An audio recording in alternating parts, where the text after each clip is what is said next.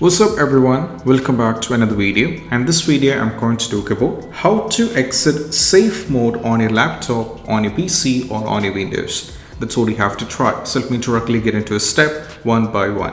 So it is quite simple as it is. All we have to do is just go over here, search for the run command, and you have to just press enter.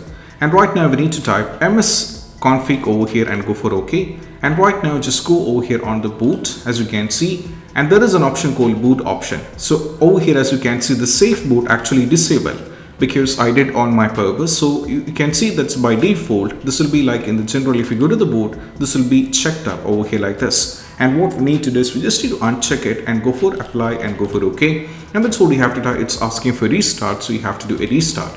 Once after the restart, you're fine with it, and the exit safe mode in your laptop will be completely fixed up. So this is what you have to do, and I hope this video is helpful.